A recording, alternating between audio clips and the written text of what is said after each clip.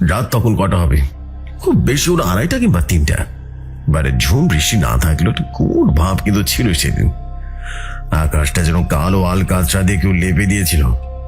আমার এই ঘরের জানালাটা খোলা রাখলে ইদানিং অদ্ভুত সব শব্দ পাওয়া যায়। ফিরোজ, তুই তো জানিস আমার কাজ কারবার এই অশরীরী জগৎ নিয়ে, তাই ভয় জিনিসটা আমার মনের ভেতর থেকে শুয়ে আছে। কিন্তু সেই রাতে যা হল না, বিশ্বাস কর আমার এত বছরের তান্ত্রিক বা কবিরাজি জীবনের এমন অভিজ্ঞতার মুখোমুখি কোনোদিন হয়নি। বিশ্বাস কর। চাটা কে ফেল ফিরোজ, চাটা তো জুড়িয়ে যাচ্ছে। শোন তবে সেদিনকার ঘটনা। জেফরি ভাই, আসসালামু আলাইকুম। আশা করি আপনি ভালো আছেন, ভালোর তলে আছেন। জি হ্যাঁ, আমি ফিরোজ খান বলছি মিরপুর থেকে। আজ আবারও স্বপন কবিরাজের ভয়াবহ এক ঘটনা নিয়ে এসেছি। আজকের ঘটনার নাম দিবেন লাশের মিছিল। জি হ্যাঁ, এমন এক ঘটনা কালেক্ট করেছি যা শুনলে আপনাদের সবার রাতের বেলা ঘুমাতেও ভয় লাগবে। বড় হবে আপনার আশেপাশে কোথায় লাশ ছড়িয়ে ছিটিয়ে আছে। কথা বাড়াবো না, সরাসরি চলে যাব আমাদের সবার প্রিয় স্বপন কবিরাজের জবানিতে। বলছেন বরাবরের মতোই স্বপন কবিরাজ। সেদিন রাতে আমি কিতাবটা নিয়ে মাত্র বসেছি, চোখের পাতা একটু ভারী হয়ে আসছিল বুঝলে। ঠিক তখনই দরজা একটা শব্দ হলো। করানোর শব্দ নয়, মনে হলো কেউ যেন খুব দুর্বল হাতে নখ দিয়ে দরজায় কাঠ আঁচড় কাটছে। আর শব্দটা এতটা ক্ষীণ যে সাধারণ মানুষের কোনো ধরা পড়ার কথা নয়, কিন্তু আমার কান এত সাধারণ তো নয়। আমি উঠে গিয়ে দরজাটা খুললাম। দরজাটা খুলতেই যে দৃশ্যটা দেখলাম না, তার জন্য আমি একদম প্রস্তুত ছিলাম না ফিরোজ। লোকটার নাম মুখলেস, কিন্তু তখন আমি তার নাম জানতাম না। আমার সামনে সে দাঁড়িয়েছিল, তাকে মানুষ বলে মনে হচ্ছিল না, মনে হচ্ছিল জ্যান্ত লাশ। উচ্চতা মাঝারি, কিন্তু শরীরটা এমন ভাবে শুকিয়ে গেছে যে মনে হচ্ছে হাড়ের উপর কেউ চামড়া জোর করে টান করে বসিয়ে দিয়েছে। গায়ের রং কালচে তামাটে, কিন্তু ভয়ের চোটে সেটা ফ্যাকাশে হয়ে গেছে। পরনে একটা লুঙ্গি আর হাফ হাতা শার্ট, দুটোই এত ময়লা যে বোঝা যাচ্ছে গত কয়েক সপ্তাহ ধরে ওগুলো ধোয়া হয়নি। কাদা মাটি ধুলো আর অজানা কোনো এক উটকো গন্ধে চারিদিকে ভক ভক করছে। একটা বমি আসার মতো উপক্রম হলো। সবচেয়ে ভয়ঙ্কর ছিল তার চোখ দুটো, কঠোর এত গভীরে ঢুকে গেছে, মনে হচ্ছে দুটো অন্ধকার গর্ত, আর সেই গর্তের চারপাশে কালির পোচ। যেন বছরের পর বছর লোকটা ঘুমায়নি। চোখের বনে দুটো স্থির নয়। আমি তাকালাম তার দিকে, তো সে আমার দিকে তাকাচ্ছে না। তার চোখ একবার ডানে একবার বামে, আর একবার আমার পায়ের দিকে। আবার হঠাৎ করে আমার মাথার উপরে শূন্যের দিকে তাকিয়ে আছে। আমাকে নয়, বরং মনে হচ্ছে যেন অদৃশ্য কাউকে দেখছে। কেমন যেন ভয় পাচ্ছিল। সে থরথর করে কাঁপছে। শীতের কাঁপুনি নয় ফিরোজ, এটা হলো হাড় হিম করা কোনো এক আতঙ্কের কাঁপুনি। তার হাত পা এমন ভাবে নাচছিল যেন শরীরের উপরে তার কোনো নিয়ন্ত্রণ নেই। আমি কিছু জিজ্ঞেস করার আগে সে আমার পায়ের কাছে ধপ করে বসে পড়ল। তার গলা দিয়ে মানুষের স্বর বের হলো না, বের হলো একটা অদ্ভুত ধরনের শব্দ। হুজুর, হুজুর, আমার বাঁচানো হুজুর, ওরা আমার দিয়ে যাব, ওরা ওরা আমার সিনে সিনে খাবে হুজুর। আমি তাকে ধরে ওঠানোর চেষ্টা করলাম। তার শরীরটা বরফের মতো ঠান্ডা। আমি বললাম, শান্ত হন। কি হয়েছে আপনার? এভাবে হাঁপাচ্ছেন কেন? আর কে আপনাকে ছিঁড়ে খাবে বলুন? লোকটা আমাকে স্পর্শ করে রীতিমতো ছাঁকা খেল। সে এক ঝটকা দিয়ে নিজেকে ছাড়িয়ে নিয়ে দেয়ালের কোনায় গিয়ে রীতিমতো সিটিয়ে গেল। তার দৃষ্টি তখন পাগলের মতো এদিক সেদিক ঘুরছে, কেমন যেন করছিল, মানে একদম ভবঘুরে টাইপের হয়ে গেছিল। সে বলল, হুজুর, হুজুর, আপনার ঘরে কিছুক্ষণ বসতে পারি? আমার আমার খুব ভয় লাগতেছে হুজুর, খুব ভয় লাগতেছে। ওরা এখানে আসবে না তো? ওরা কি দরজায় যে ঢুকতে পারবে? তার গলার স্বর শুনে আমার বুকের ভেতরটা কেমন যেন বসে উঠল। বুঝতে পারলাম এই লোকটার সাধারণ কোনো সমস্যায় পড়েনি, এর পেছনে গভীর কোনো ছায়া আছে। আমি তাকে অভয় দিয়ে বললাম, আহা, ভয় নেই, ভয় নেই। এই ঘরে আবার অনুমতি ছাড়া বাতাসও ঢুকতে পারে না, আর অশুভ শক্তি তো দূরেই থাকুক। আপনি এখানে একদম নিরাপদ। আসুন, এই চেয়ারটাতে বসুন। আমি তাকে ধরে রীতিমতো চেয়ারে বসালাম। টেবিল থেকে পানির জগটা নিয়ে এক গ্লাস পানি ঢেলে দিলাম। সে গ্লাসটা ধরল 2 হাতে, কিন্তু তার হাত এতটাই কাঁপছিল যে অর্ধেক পানি রীতিমতো তার বুকে এসে পড়ল। বাকিটুকু সে এক শ্বাসে রীতিমতো গিলে ফেললো, যেন অনেক যুগের তৃষ্ণার্ত সেভাবে গিলে ফেললো। পানি খাওয়ার পর সে কিছুটা শান্ত হলো, বা বলা ভালো তার কাঁপুনিটা একটু কমলো, কিন্তু চোখের আতঙ্ক কিন্তু গেল না। আমি তার সামনে চেয়ারে বসলাম, গম্ভীর গলায় বললাম, এবার বলুন আপনার নাম কি, আর কি সমস্যা আপনার, কোনো কিছু বাদ দিবেন না। লোকটা একটা শুকনো ঢোক করল, তার চোখ তখনও জানালার দিকে। সে ফিসফিস করে বলল, আমার নাম মোকলেস হুজুর, আমি ভ্যান চালাই, কিন্তু গত 2 মাস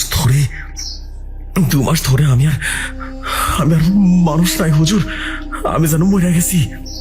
আমি বললাম, কি হয়েছে গত 2 মাসে, সত্যি করে বলো। মোকলেস আমার দিকে তাকালো, সে দৃষ্টিতে আমি এমন এক অসহায়তা দেখলাম যা বর্ণনা করা কঠিন। সে বলল, হুজুর হুজুর, আমি লাশ দেখি। আমি বললাম, এই লাশ দেখো? সে বলল, হ্যাঁ হুজুর, সব জায়গায় লাশ দেখি। আমি যখন ভ্যান চালাই দেখি রাস্তার পাশে কাফন পরা লাশ দাঁড়ায় আছে। আমি যখন ভাত খেতে বসি তখন দেখি ভাতের থালায় মরা মানুষের আঙ্গুল। এমনকি আমি যখন বাথরুমে যাই সেখানে দেখি গম্বুটের ভেতরে পোড়া মানুষের মাথা পড়ে আছে হুজুর। আর সে লাশগুলো উপরের দিকে উঠতে চায়, ওগুলো মৃত্যুর পরে উঠে আসার চেষ্টা করতেছে হুজুর আমারে ধরার জন্য। কথাগুলো বলতে বলতে সে আবার কেঁপে উঠল। আমি তার হাতটা ধরলাম, বললাম, চিন্তা করলাম, সমস্ত ঘটনা খুলে বলো, কিভাবে শুরু হলো এসব, কবে থেকে শুরু হলো বলো। মোকলেস কিছুক্ষণ চুপ করে রইল, যেন সে স্মৃতির মধ্যে ঢুকে গেছে। তারপর সে শুরু করলো তার জীবনের সে অভিশপ্ত অধ্যায়ের বর্ণনা। বলছে মোকলেস, হুজুর, আমি গরিব মানুষ, ভ্যান চালায় আয় করি, তাই কোনো মতে সংসার চলে আর কি, দিন আনি দিন খাই। আজ থেকে 2 মাস আগের কথা, মাঘ মাসের শীত, আর কাঁপানো ঠান্ডা, কুয়াশায় হাত দেড়েক দূরে মানুষও চেনা যায় না। আমি খুব ভোরে ভ্যান নিয়ে বেরোইছিলাম হুজুর, ভেবেছিলাম ভোরের দিকে যদি কোনো খেপ পাই তাহলে বাজারের খরচটা উঠে যাব। আমাদের পাশের গ্রামে থাকতো কলিমুদ্দিন ফকির নামে ফকির। আসলে তিনি ছিলেন মস্ত বড় কবিরাজ, গ্রামের মানুষ তারে জবের মতো ভয় পাইত। শোনা যায় তিনি নাকি শয়তানের সাধনা করতেন। সেই কলিমুদ্দিন কবিরাজ আগে রাতে মারা গেছেন। আমি ভ্যান নিয়ে যখন তাদের বাড়ির পাশ দিয়ে যাচ্ছিলাম তখন শুনলাম কান্নার আওয়াজ। আমি কৌতূহলবশত ভ্যান থামায় ভেতরে গেলাম। হুজুর, আমি জীবনে অনেক মরা মানুষ দেখছি, কিন্তু কলিমুদ্দিনের লাশ দেখার পর আমার কলিজাটা যেন শুকায় গেল। খাটিয়ার উপরে লাশটা শোয়ানো, মুখের উপরে কাপড়টা শোনানো ছিল। ও আল্লাহ, সে কি বিভৎস দৃশ্য! তার চোখ দুটো খোলা, আর চোখ থেকে বাইরে আছে একেবারে জিব্বা ঝুলে আছে, আর সারা শরীরে হুজুর, সারা শরীর খবলে খবলে খাওয়া, একেবারে খায়া ফেলছে হুজুর। শুধু মাথাটা রেখে দিছে, যেন কোনো বন্য পশু তার জ্যান্ত অবস্থায় সিরা সিরা খাইছে। গলার কাছে বড় বড় ক্ষত, সেখান থেকে তখনও গাছের রক্ত শুয়ে শুয়ে পড়তেছিল হুজুর। অথচ মানুষটা নাকি স্ট্রোক করে মারা গেছে। আমার মন বলতেছিল এটা স্বাভাবিক কোনো মৃত্যু না, এটা শয়তানা খাইছে, শয়তান। আমি কনফার্ম ছিলাম শয়তানা খাইয়া ফেলছে। আমি বেশিক্ষণ তাকায় থাকতে পারিনি হুজুর, গলা শুকায় গেল, গা গোলায় গেল। চলে আসবে ভাবতেছি, ঠিক তখনই কলিমুদ্দিনের ছেলে রমিজউদ্দিন আমার ডাক দিল। রমিজউদ্দিন লোকটা তার বাবার মতোই কড়া মেজাজের, চোখ মুখ শক্ত করে আমার কাছে এসে বলল, মোকলেস, তুই তোর ভ্যান নিয়ে এসেছিস, ভালো হয়েছে। আব্বার লাশটা কবরস্থান পর্যন্ত নিয়ে যেতে হবে, আমাদের গাড়ির ব্যবস্থা হয়নি। আমি আর না করতে পারলাম না হুজুর, গ্রামের মুরব্বী মানুষ মারা গেছে, না করাটা বেয়াদবি। তাছাড়া মনে মনে ভাবলাম লাশটা আনলে তো কিছু টাকাও পাওয়া যাবো। আমি রাজি হয়ে গেলাম। জমিদার পাড়ার কয়েকজন মিলা ধরাধরি করে লাশটা আমার ভ্যানে তুলে দিল। আর হুজুর, এটাই আমার জীবনের সবচাইতে বড় ভুল। হুজুর, লাশটা ভ্যানে তোলার সাথে সাথে আমার ভ্যানটা যেমন দেবে যেতেছিল, মনে হইতেছিল আমি কোনো মানুষ নয়, বিশাল একটা পাথরের ছাই বহন করতেছি। এত ভারী লাশ হয়! আমি প্রাণপণে প্যাডেল ঘুরাতে লাগলাম, আমার দম ফুরা আসতেছিল। কিন্তু রমিজ বা অন্য কি সেটা খেয়াল করলো না। তারা ভ্যানের পেছনে হাঁটতেছিল। কবরস্থানটা গ্রাম থেকে একটু দূরে, বাঁশঝাড়ের পাশে। কুয়াশার মধ্য দিয়ে ভ্যান চালাতে চালাতে আমার মনে হইতেছিল কেউ যেন ঘাড়ের উপরে নিঃশ্বাস ফেলতেছে। কিন্তু পেছনে তাকিয়ে দেখি শুধু লাশটা শুয়ে আছে, আর কেউ নাই। সাদা কাফনে মোড়ানো, বাতাসের ঝাপটায় মাঝে মাঝে কাফনটা নড়ে নড়ে উঠতেছে, আর আমার মনে হইতেছিল কলি মুদ্রা নড়তেছে। যাই হোক হুজুর, কোনো মতে কবরস্থানে পৌঁছালাম। জানাজা শেষে লাশ নামানো হলো। দাফন শেষ হতে হতে প্রায় ঘন্টা খানিক তো লেগে গেল। আমি ভ্যান নিয়ে দাঁড়ায় আসলাম। সবাই চলে যাওয়ার পর রমিজ আমার কাছে এলো। পকেট থেকে কিছু টাকা বের করে আমার দিকে রীতিমতো বাড়াই দিল। আমি টাকাটা হাতে নিয়ে অবাক হইলাম। মাত্র 5 টাকা দিচ্ছে। এত ভারী লাশ, এত কষ্ট করে আনলাম, আর মাত্র 5 টাকা। আমি রমিজকে বললাম, ভাই এটা কি দিলেন? এত কষ্ট করে আনলাম, আর লাশটা যা ভারী ছিল, অন্তত 100 টাকা দিবেন, আপনি তো দিচ্ছেন 5 টাকা। রমেশ রীতিমতো চোখ রাঙায় বলল, লাশ টানছিস, সব কামাইছস, আবার টাকা যাস? তো তো উচিত একদম ফ্রিতে করা। যা যা দিছি এটা নিয়ে খুশি থাক। আমার মেজাজটা খারাপ হয়ে গেল হুজুর। সকাল থেকে কিছু খাই নাই, মাথা পুরো গরম হয়েছিল, শীতে কষ্ট পাইতেছি। বললাম, সব দিয়ে পেট ভরা না, গরিব মানুষ, ভ্যান চালাই আমি, ন্যায্য পাওনা দেন, পাওনা দেন বললাম। রমিজ তখন খাইতে গিয়ে আমার গালি গালাজ করলো।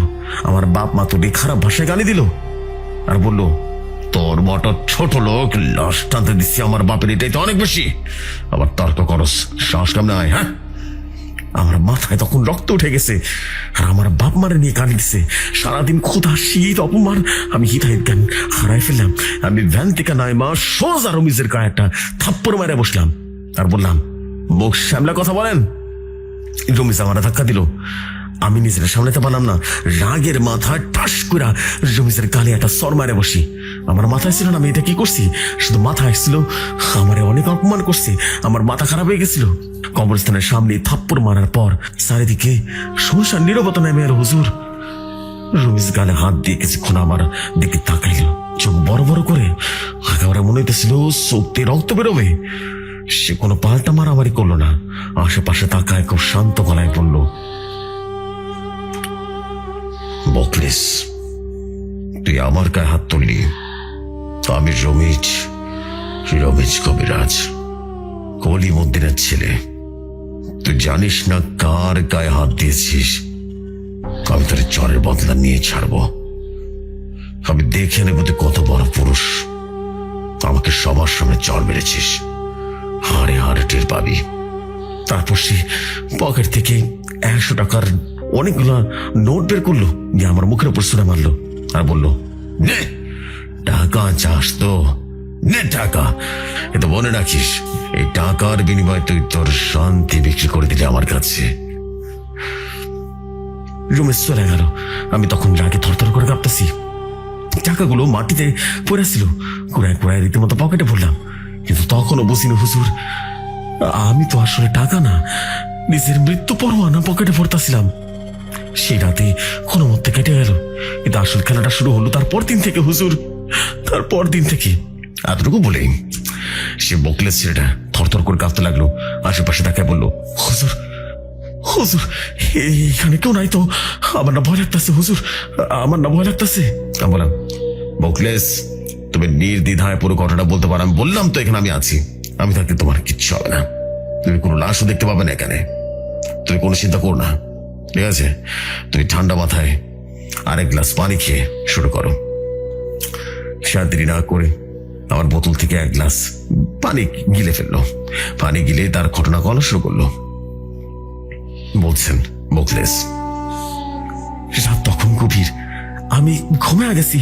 হঠাৎ মনে হলো কে যেন আমার কানের কাছে ফিসফিস করে ডাকতেছে, বকলেস, বকলেস। আমি ধরফর করে উঠে বসলাম। পাশে আমার বউ আর বাচ্চা ঘুমাইতেছে। ঘর অন্ধকার। আমি ভাবলাম এটা মনের ভুল, আবার শুইতে যাবো। এমন সময় জানালা থেকে চোখ গেল। হুজুর, আমার শোবার ঘরের জানালা একটা শিক ভাঙা ছিল। সে ভাঙা শিকের ভাঙকে আমি স্পষ্ট দেখলাম চাঁদের আলোয় গায়েছন ঝিল ধরে দাঁড়ায় আছে। তার মুখটা চায়ের কারণে স্পষ্ট দেখা যেতেছিল না, কিন্তু তার অবস্থা আমার একদম চিনা। ওটা কলিমুদ্দিন, ওটা কলিমুদ্দিন কবিরাজ, শয়তানের সাধক, যে কলিমুদ্দিনের আমি নিজে হাতে কবর দিয়ে এসেছি। সে আমার জানালা খিল ধরে দাঁড়ায় আছে হুজুর। আমি এই দৃশ্যটা দেখে ভয় পাই গেছিলাম। আমার গলা দিয়ে কোনো আওয়াজ বেরোতেছিল না, আমি শুধু তাকায় আছি। হঠাৎ সে ছায়াটা বলে উঠলো, গম গমে আওয়াজে বলল, যা আমি কবরস্থানে শুনছিলাম। সে বলল, বকলেস, আমার লাশ নিয়ে তো ব্যবসা করলি বকলেস। আমার ছেলের গায়ে হাত তুললি, তুই মরবি ঠিক আমার মতো করে। তিলে তিলে মরবি বকলেস, তিলে তিলে মরবি। হাসিটা আমার কানের পর্দা যেন হাতুড়ির মতো আঘাত করলো। আমি চিৎকার করতে চাইলাম, কিন্তু গলা দিয়েই গোয়ানের মতো হাঁস বেরোতেছিল। চোখের পলকে সে ছায়াটা হাওয়ার সাথে মিলে গেল। আমি সারা রাত আরো ঘুমাইতে পারিনি হুজুর। ভোরের আলো ফোটার পর বউকে বললাম, সে বিশ্বাস করলো না, বললো আমি নাকি দুঃস্বপ্ন দেখছি। কিন্তু আমি জানি হুজুর, ওটা কোনো স্বপ্ন ছিল না হুজুর। আমার বিবেক আমার কামড়াতে লাগলো। মনে হলো রমিজ রে, সর মারাটা আমার ঠিক হয় নাই। মুরব্বী মানুষ মারা গেছে, তার ছেলেকে মারাটা অন্যায় করছি, অনেক বড় অন্যায়। পরদিন রাতে আমি সাহস সঞ্চার করে খলিমুদ্দিনের কবরের কাছে গেলাম। ভাবলাম মাফসেনি তার আত্মার যদি আশেপাশে থাকে ঠিক হয়ে যাবে। কবরস্থান তখন খুটখুটে অন্ধকার, সিসি পোকা ডাকতেছে। আমি কলিমুদ্দিনের কবরের পাশে গিয়ে দাঁড়ালাম। নতুন কবর, মাটি তখনও নরম। আমি হাত জোর করে কান্না জড়িত কণ্ঠে বললাম, আবারে আবারে মাফ করে দেন, আমার ভুল হয়ে গেছে, আমি লোভে পড়ে গেছিলাম, আমারে ক্ষমা করে দেন হুজুর। আমি যখন কথাগুলো বলছিলাম, হঠাৎ করে কবরের মাটি যেন গায়ে পড়লো। তারপর মাটির নিচ থেকে একটা ঘুমোটা আওয়াজ এলো। কোনো মানুষের পক্ষে মাটির নিচ থেকে কথা বলা সম্ভব নয়, কিন্তু আমি শুনলাম সে বলল, ক্ষমা, তোর জন্য ক্ষমা, তোর কোনো ক্ষমা হবে না বকলেস। আমি ফিরে আসবো, আমি ফিরে আসবো, আর তোকে দেখাবো ভয় কি জিনিস।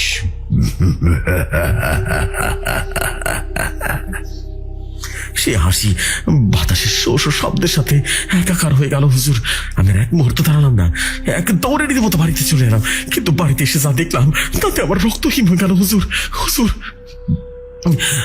উঠোনে ঢুকতে দেখি সারি সারি লাশ, ঠিক 7টা লাশ, সাদা কাফনে মোড়ানো লাশ আমার উঠোনের মাঝখানে সাজানো আছে। সাদের আলোয় কাপড়গুলো রীতিমতো চকচক করতেছে। আমি নিজের চোখকে বিশ্বাস করতে পারতেছিলাম না হুজুর। আমি আমি চোখ ডুললাম, ভাবলাম মনের ভুল, হ্যালোসিনেশন। সূরা ইখলাস পড়তে লাগলাম, কিন্তু লাশ ওখানে আছে। আর সবচেয়ে ভয়ের ব্যাপার কি জানেন হুজুর? লাশগুলো নড়াচড়া করতেছিল। কাফনের ভেতর থেকে হাত পা মোচড়ানোর ভঙ্গি দেখা যেতেছে, যেন ওটা বাঁধন ছেড়ে বেরিয়ে আসতে যাইতেছে। আমি চিৎকার করে জ্ঞান হারালাম। ফিরোজ, বকলেস গল্পের এতটুকু বলে আমি নিজে রীতিমতো নড়ে চড়ে বসলাম। সাধারণ কোনো জিনের আঁচড়া ভয় পাওয়ার কেস এটা ছিল না। এখানে মৃত আত্মা, অভিশাপ এবং বেশ ভয়ঙ্কর কিছুর একটা গন্ধ পাচ্ছিলাম। বকলেসের চোখে যে আতঙ্ক আমি দেখেছিলাম না, তা অভিনয় হতে পারে না। কিন্তু এরপর যা ঘটলো না, তা আরো বেশি ভয়ঙ্কর ছিল। কি বলবো, আমি আসলে বোঝাতে পারবো না। চাটা শেষ করিস নি ফিরোজ? আরে জড়িয়ে গেল তো। এদি আদা, 1 কাপ চা বানিয়ে আন। এই গল্প কিন্তু সহজে শেষ হবে না।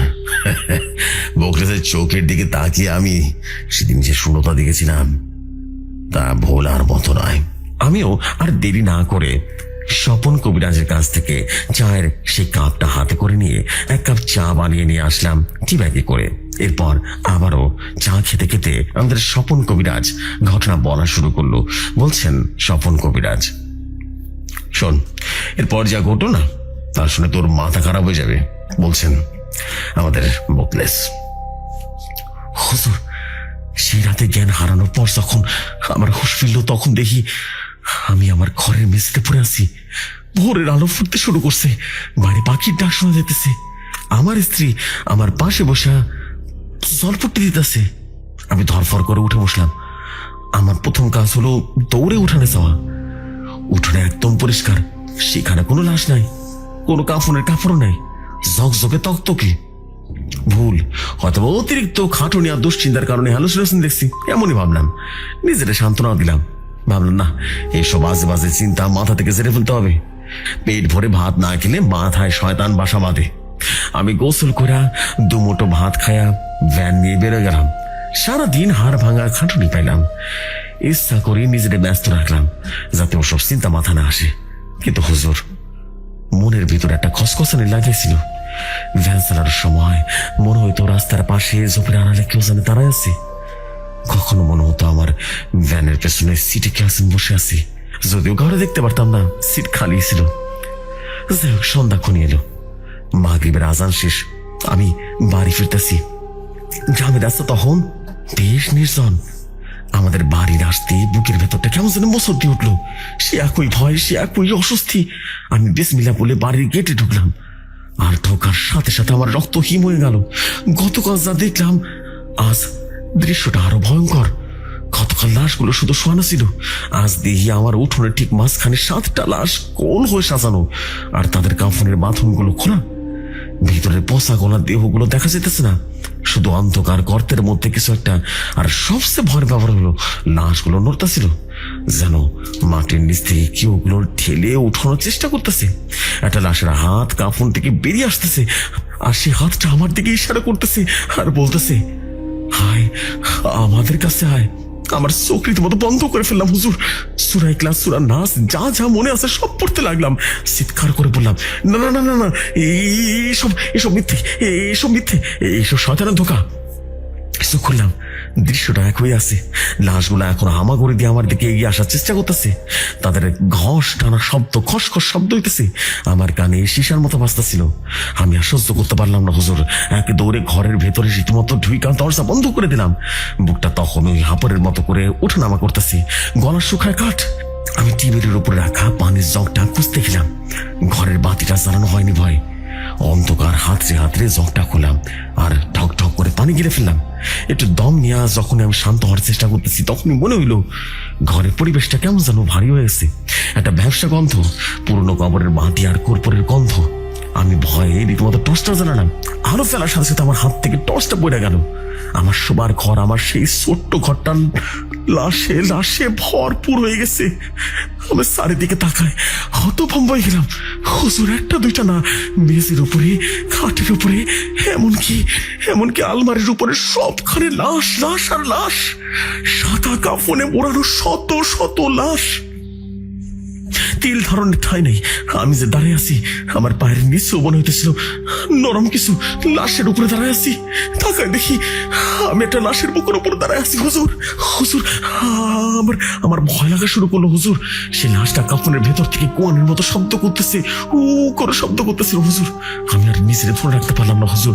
আমার গলা ছিঁড়ে আকাশ বাতাস কাঁপানো এক চিৎকার বেড়ে হলো, বাঁচাও, কে আছো, বাঁচাও, ওরা আমারা খায় ফেললো। আমার চিৎকার শুনে পাশের বাড়ির এক রহিম চাচা দৌড়ে চলে এলেন। রহিম চাচা আমার ছোটবেলা থেকে খুব ভালো করেছিলেন, খুব স্নেহ করেন। তিনি দরজায় ধাক্কাধাক্কি করতে লাগলেন। আমি কোনো মতে লাশের স্তূপ ডিঙিয়ে লাশের গায়ের উপরে পাড়া দিয়ে দরজাটার কাছে গেলাম। মনে হইতেছিল প্রতিটা পদক্ষেপে কোনো মরা মানুষ আমারে খামসে ধরতেছে হুজুর। সিটকেরিটা খুলে আমি রহিম চাচার পায়ের কাছে লুটিয়ে পড়লাম। রহিম চাচা আমাকে তুলে ধরলেন। তার হাতে একটা হারিকেন ছিল হুজুর। তিনি উদ্বিগ্ন হয়ে বললেন, কি বসলেস নাকি, কি হয়েছে? অন করে সারের মতো চিল্লাছিস কেন, কি হয়েছে তোর? আমি রহমত চাচার হাতটা খামসে ধরলাম। আমার চোখ তখনও ঘরের ভেতরের দিকে। আমি আঙ্গুল দিয়ে দেখালাম, চাচা, চাচা, লাশ, লাশ, আমার ঘর ভর্তি লাশ। ওরা আমারে মারতে চায়। ওই দেন খাটের উপরে খলিমুদ্দিন শুয়ে আছে। রহিম চাচা হারিকেনটা উঁচু করে ঘরের ভিতরে আলো ফেললেন। তিনি এপাশ ওপাশ ভালো করে দেখলেন, তারপর আমার দিকে তাকে অবাক করে দিয়ে বললেন, কিসের লাশ? আমার কি বাঁধা খারাপ হয়ে গেছে নাকি? বকলেস, ঘরে তো কিছু নেই, শুধু তোর বউ বাচ্চা ভয় এক করে বসে বসে কাঁদছে। আমি আবারও তাকালাম। সত্যি তো, ওমা, এ কি, ঘর তো একদম ফাঁকা, কোথাও কোনো লাশ নাই, কিন্তু সেই পচা গন্ধটা তখন আমার নাকে লাগে আছে। আমি রহিম চাচার দিকে তাকালাম, বললাম, চাচা, আপনি বিশ্বাস করেন, আমি নিজের চোখে দেখেছি লাশগুলো নড়াচড়া করতেছিল। রহিম চাচা কাঁধে হাত রাখলেন আর বললেন, তোর শরীর খারাপ করেছে রে বাপ, বেশ খাটুনি হয়েছে বুঝলে।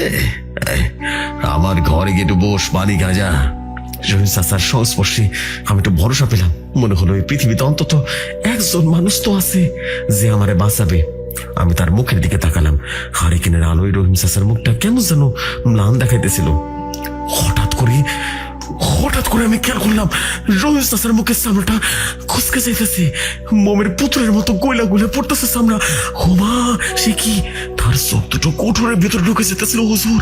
আমি ভয় তার হাতটা ছাড়িয়ে দিতে চাইলাম, কিন্তু তিনি তিনি আমার হাতটা লোহার মতো করে শক্ত করে ধরে রাখলেন। আমি তোতাতে বললাম, আপনার মুখ। রহিম চাচা হাসলেন, কিন্তু সেই রহিম চাচার হাসি নয়, এই হাসিটা আমি চিনি। কবরস্থানে সন্ন্যাসী পৈশাচিক হাসি হুজুর, পৈশাচিক হাসি। আমার চোখের সামনে রহিম চাচার চেহারাটা হদলটা পাল্টে গেল, একদম পাল্টে গেল। তার নাকটা লম্বা হয়ে গেল, সোয়ালটা শক্ত হয়ে গেল, কপালের চামড়া টান টান হয়ে গেল। মাত্র কয়েক সেকেন্ডের মধ্যে আমার সামনে রহিম চাচা রইল না, সে কলিমুদ্দিনের ছেলে রমিজউদ্দিন দাঁড়ায় আছে। সে কি? এটা কিভাবে সম্ভব? কিন্তু এটা সাধারণ কোন রমিজ নয়। তার চোখ দেরিতে মতো আগুনের মতো লাল লাভা বেরোইতেছে, তার মুখটা অস্বাভাবিক ভাবে বড় বড় হয়ে গেছে। সে আমার কানের কাছে মুখ নিয়ে ফিস করে বলল, বলেছিলাম না মোখলেস, আমি তোকে দেখে নেব, আমি তোকে ভয়ের নতুন এক পৃথিবীতে পাঠিয়ে দেব। এ তো শুরু। তার সেই অট্ট হাসিতে আমার ঘরে সান উঠে যাবার মতো অবস্থা হলো। আমি বুঝতে পারলাম এটা কোনো মানুষ নয়, এটা কোনো মায়া, এটা ছলনা। আমি তারা পাড়িতে মতো চুরিয়ে ধরলাম, বললাম, আমার সাইরা দে ভাই, আমি মাপ চেতেছি, আমার থাপ্পড় মার, তারপর আমার সাইরা দেন ভাই। সে এক ঝটকা রীতিমতো আমার লাঠি মেরে ফেলে দিল আর বলল, তোর কোনো বাপ নেই, তুই এখন থেকে প্রতিটা মুহূর্ত মৃত্যুর স্বাদ পাবি, কিন্তু মরবি না, মাথায় রাখিস। এই দৃশ্যটা দেখে আমি আর সহ্য করতে পারলাম না, আমার মাথায় যেন রক্ত উঠে গেল। আমি উম্মাদের মতো চিৎকার করে রীতিমতো জ্ঞান হারাইলাম। এর পরের 10টা দিন আমার জীবন থেকে মুছে গেছে হুজুর। আমার যখন জ্ঞান ফিরল, তখন দেখি আমি আমার বিছানায় শুয়ে আছি, আর আমার হাত পা খাটের সাথে দড়ি দিয়ে বাঁধা। আমি নড়তে চড়তে পারতেছিলাম না হুজুর। আমার স্ত্রী পাশে বসে বসে কাঁদতেছে। আমার শরীরটা এতটা দুর্বল ছিল যে আঙুল নাড়ানোর শক্তিও ছিল না। আমি চিৎকার করে বললাম, আমারে বাঁচছো কেন, খোলো আমারে। আমার স্ত্রী ভয় ভাব বলল, তুমি কি পাগল হয়ে গেছো? গত 10 দিন ধরে তুমি শুধু লাশ লাশ লাশ করে চিল্লাচ্ছ, যাকে সামনে পাচ্ছ তাকে কামড়াতে যাচ্ছ, তাই পাড়ার মানুষ তোমাকে বেঁধে রেখেছে। আমি বুঝলাম আমার আর কোনো উপায় নাই।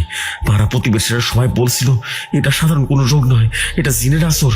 তাই তারা আমাকে গ্রামের এক হুজুরের কাছে নিয়ে যাওয়ার ব্যবস্থা করলো। হুজুরের নাম ছিল হিকমত আলী, তিনি নাকি জারপুকে বেশ নাম করা। আমাকে ধরাধরি করে তার কাছে নিয়ে যাওয়া হলো। হিকমত আলী আমার দিকে তাকায়, তার মুখটা কেমন যেন ফ্যাকাশে হয়ে গেল। তিনি আমার চোখের দিকে তাকাতে পারতেছিলেন না, শুধু সাহস করে তিনি রুকায়া জারফুক করে শুরু করলেন। তিনি আমার কপালে হাত রেখে সূরা পড়া শুরু করেন। কিন্তু হুজুর, বিশ্বাস করবেন কিনা জানি না, তিনি যেই আয়াত পড়া শুরু করলো, আমার শরীর ভেতর থেকে রীতিমতো গরম হওয়া শুরু করলো, আগুনের মতো রীতিমতো দাও দাও করে চলতেছিল। আমি ছটফট করতে লাগলাম, আমার গলা দিয়ে নিজের গলার আওয়াজ নয়, মোটা গম্ভীর একটা আওয়াজ বেরোলো হুজুর। আমি বলে উঠলাম, সাবধান হিকমত, তুই তোর সীমা লঙ্ঘন করছিস, তুই আমাকে চিনিস না, আমি এখান থেকে যাব না, শরীর এখন আমার। হিকমত আলী রীতিমতো ঘামতে শুরু করলেন, তার হাত রীতিমতো কাঁপতে লাগলো। তিনি আরো জোরে হাত পড়া শুরু করলেন, কিন্তু হঠাৎ তিনি ছুটকে পড়ে গেলেন, যেন কেউ অদৃশ্য কেউ তাকে ধাক্কা মারছে। তিনি উঠে দাঁড়িয়ে হাঁপাতে লাগলেন আর বললেন, এটা আমার দ্বারা সম্ভব না, এটা তো কোনো সাধারণ জিন নয়, এটা তো ভয়ঙ্কর মারিয়ে জিন, এর সাথে কোনো শক্তিশালী জাদুকর কুফরি কালাম করা হয়েছে। যে শক্তি আমার স্বাদের বাইরে, একে ঘাটাতে গেলে আমার জানের ক্ষতি হয়ে যাবে, গ্রামে ক্ষতি হয়ে যেতে পারে। তিনি আমার বাড়ির লোকদেরকে বললেন, একে নিয়ে যাও, এই চিকিৎসা কোনো কামেল বুজুর্গ ছাড়া হবে না, এ আমার দ্বারা সম্ভব না, আমাকে তো শেষ করে দিবে। সে থেকে হুজুর আমার পাগলামি আরো বাইরে গেল হুজুর। আমি এখন সব জায়গা লাশ দেখি হুজুর, ভ্যানের সিটে, ভাতের থালায়, গ্লাসের পানিতে, সবখানে পচা গলা লাশ। আর আমার মনে হয় আমি নিজে একটা লাশ হয়ে গেছি হুজুর। আজ সকালে আমি যখন ঘর থেকে বেরোতেছিলাম, তখন দেখলাম আমার নিচের ছায়াটা আমার সাথে হাঁটতেছি না, একটু পরপর হাঁটতেছি, কেমন যেন অদ্ভুত। আমি হাঁটতেছি, একটু ছায়া এক জায়গায় দাঁড়ায় থাকতেছে, একটু পরপর নড়তাছে, মানে নড়তাছে না তা না, কিন্তু এক সেকেন্ড পরপর নড়তাছে। আমার না ভয় লাগতেছে হুজুর। হুজুর আপনি নাকি অনেক বড় মাপের একজন কবিরাজ, আপনার নাকি অনেক ক্ষমতা আছে, আমাকে অভিশাপ থেকে মুক্তি দিন হুজুর। আমি তো আর পারতেছি না হুজুর, আমি মরে যেতে চাই, কিন্তু ওরা আমাকে মরতে দিতেছে না হুজুর। ওরা আমার তিল তিল করে জিন্দা অবস্থায় মারা ফেলতেছে হুজুর। এতটুকু বলে মুখলেস তার ঘটনা শেষ করলো। মুখলেসের গল্প শেষটুকু তখন আমার ঘরের বাতাসে ভাসছে ফিরোজ। ঘটনা নিস্তব্ধ, শুধু দেয়ালের ঘড়ির টিক টিক শব্দ হচ্ছে। হঠাৎ মুখলেস সোজা হয়ে বসলো, তার চোখ দুটো বিস্ফারিত। সে আমার খোলা জানালার বাইরে সে অন্ধকার উঠোনের দিকে তাকিয়ে এমন এক স্থির হয়ে গেল যেন প্রাণ পাখি খাঁচা যে বেরিয়ে গেছে। আমি কিছু জিজ্ঞেস করার আগে মুখলেস চিৎকার করে উঠল। সে চিৎকার কোনো মানুষের গলার আওয়াজ মনে হলো না, মনে হলো কোনো পশু জবাই করার পর যেরকম চিৎকার হয় না, সেরকম ঘ্যার ঘ্যার মার্কা চিৎকার। বলল, লাশ হুজুর, হুজুর ওই দেখেন লাশ, ওরা আমাকে নিতে আসছে হুজুর, বাঁচান, উঠোনে লাশ ভর্তি, লাশ ভর্তি লাশ। সে আমার পায়ের কাছে আবার লুটে পড়লো না, বরং সে চেয়ার থেকে হামা গড়িতে ঘরের কোনায় লুকানোর চেষ্টা করলো। তার হাত পা এমন ভাবে খিচুড়ে দিচ্ছিল যে মনে হচ্ছিল ব্রিগি রোগীরা রীতিমতো টান উঠেছে। মানে ব্রিগি রোগীরা কিন্তু অনেক খিচুনি শুরু হয়ে যায়। সে বিড়বিড় করে বলছে, সরেসা সরেসা, তোরা সরেসা, আমি আর দেখবো না, আমি আর দেখবো না, এইগুলো মায়া, এইগুলো মায়া, এগুলো মিথ্যা, এগুলো মিথ্যা, এগুলো মিথ্যা, আমি লাশ দেখতেছি না, আমি দেখতেছি না কিছু। আমি দ্রুত উঠে গিয়ে জানালা বন্ধ করে দিলাম। বাইরে কিছুই ছিল না ফিরোজ, শুধু অমাবস্যার ঘুটঘুটে অন্ধকার আর কয়েকটা ঝিঝি পোকার ডাক। কিন্তু মুখলেসের অবস্থা দেখে আমার নিজের গা শিউরে উঠল। আমি তাকে গিয়ে ঝাপটে ধরলাম। তার শরীরটা জ্বরে পুড়ে যাওয়ার মতো গরম হয়ে গেছে, আমার পরক্ষণ বরফের মতো ঠান্ডা হয়ে গেছে। শান্ত হন মুখলেস, শান্ত হন, ওটা আপনার মনের ভুল। বাইরে কেউ নেই, আমি বলছি কেউ নেই।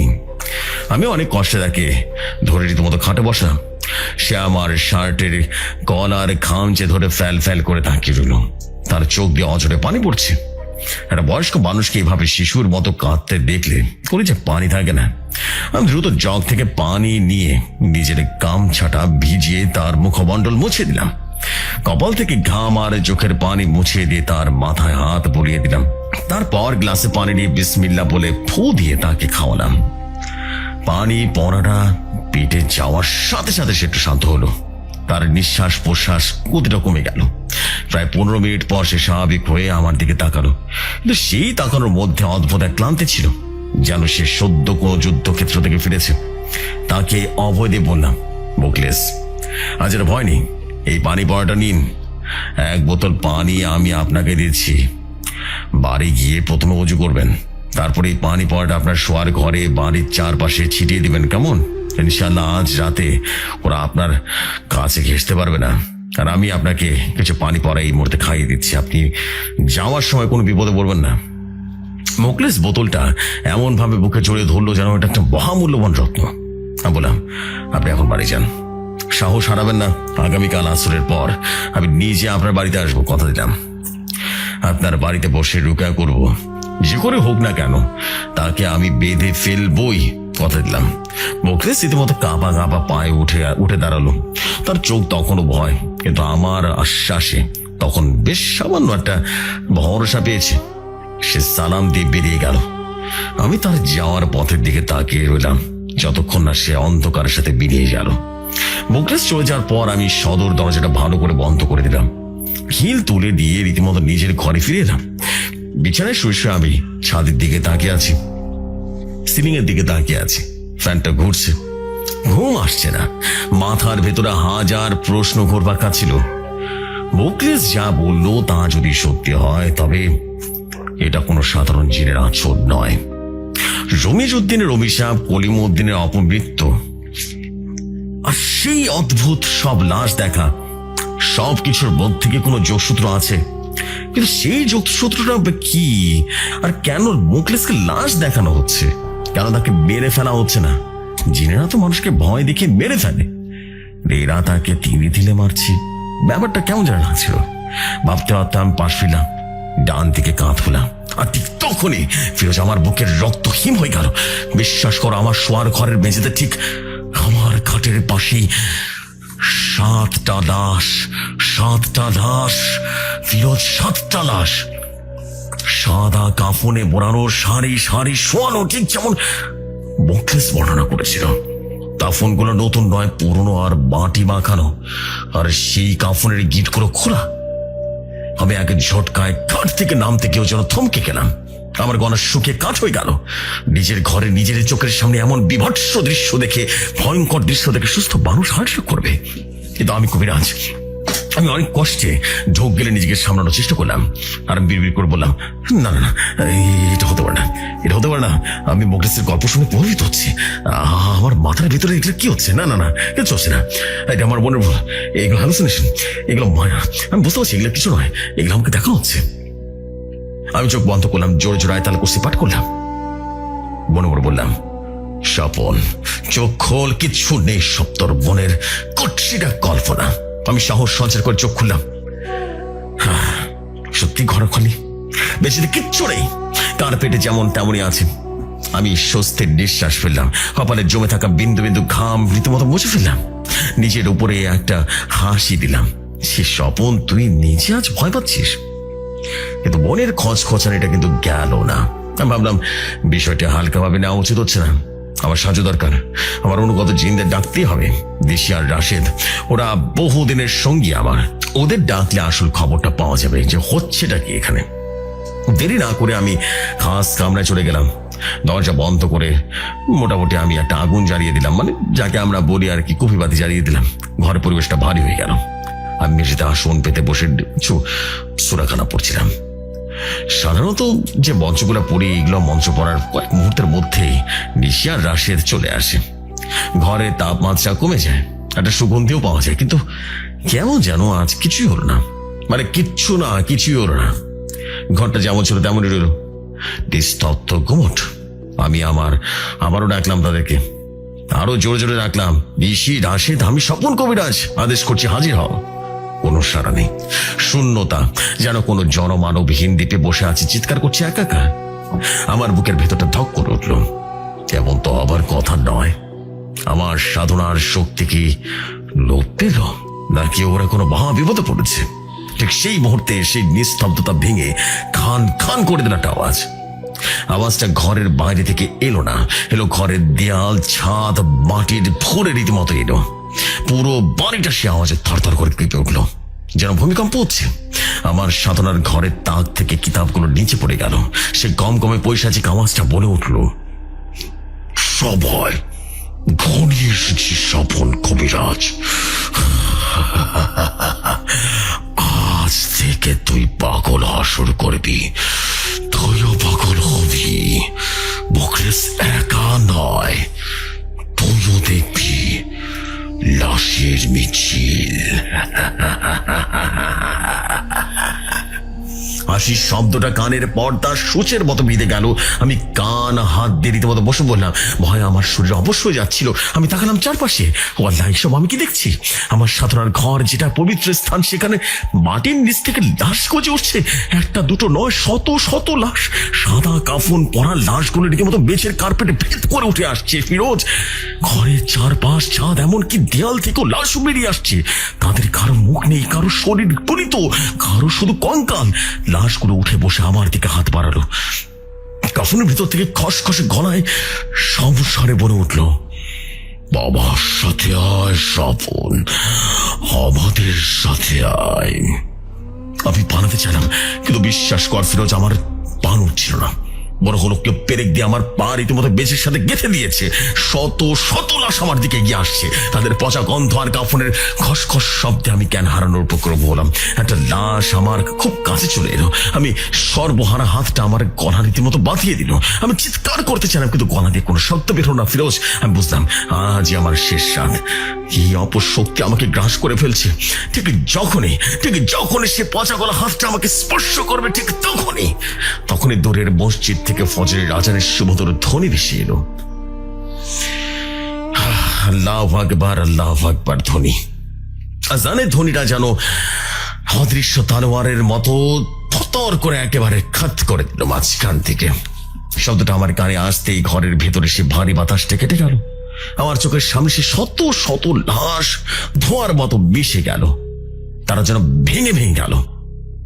প্রথমে তাদের হাতগুলো, তারপর শরীর, সর্বশেষে সে সাদা কাফন সবকিছু ধীরে ধীরে হাওয়ার সাথে মিলিয়ে গেল। সেই পৈশাচিক আওয়াজটা শেষবারের মতো একটা যন্ত্রণাদায়ক আর্তনাদ করে বিলিয়ে গেল। আমি বেশিতে লুটিয়ে পড়লাম। আমার সারা শরীর রীতিমতো ঘামে ভিজে একাকার। বুকের হাঁপড়টা তখন ওঠানামা করছে। আমি বেঁচে গেছি, আল্লাহ আমাকে এই যাচাই বাঁচিয়ে দিয়েছেন। যেটা আমি বুঝতে পেরেছিলাম, মোকলেস কোনো সাধারণ পাগল নয়, আর তার সাথে যা হচ্ছে তা কোনো সাধারণ জিনেরও কাজ নয়। আমি জানালার দিকে তাকালাম। ভোরের আলো ফুটতে শুরু করেছে, কিন্তু এই ভোর আমার কাছে কোনো আশার আলো নিয়ে এলো না, বরং নিয়ে এলো এক চরম সত্য।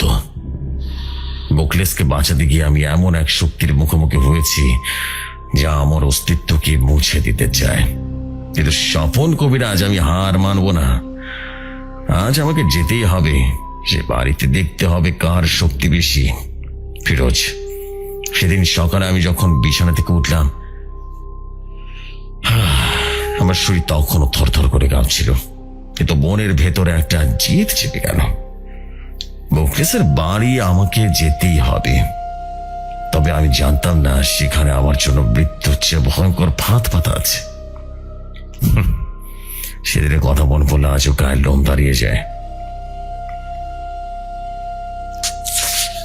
ওয়ালাইকুম আসসালাম। Oh my goodness, what a story, man. What a story.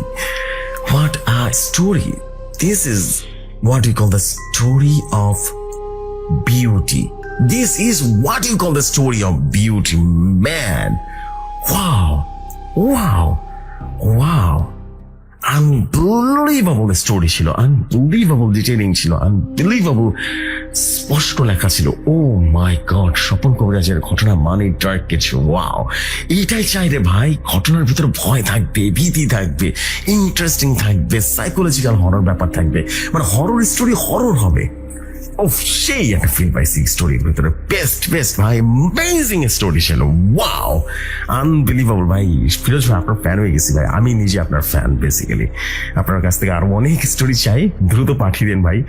অপেক্ষা করবেন না, কালকে যদি সময় হয়, আমার পক্ষে সম্ভব হয় তো কালকে শেয়ার করে দিব না পরবর্তী পার্টটা, আর যদি না হয় তাহলে শুক্রবার শেয়ার করে দেবো। Anyways, this is all. আমরা এখন দেরি করবো না, আমরা কিন্তু আজকে আরেকটি ঘটনা শুনবো। কাউসার কবিরাজের ঘটনা আছে, সো আমরা দেরি না করে কাউসার কবিরাজের ঘটনা চলে যাই। আজকে দুজন কবিরাজের ঘটনা পর্ব শুনবো। চলে যাই ঘটনায়। প্রেম ভালোবাসা এমন এক জিনিস, কিছু মানুষ প্রেমকে জয় করে সুখে আছে, আর কিছু মানুষ পরিস্থিতির চাপে পড়ে এমন ভাবে সারা জীবন কাটিয়ে দেয়।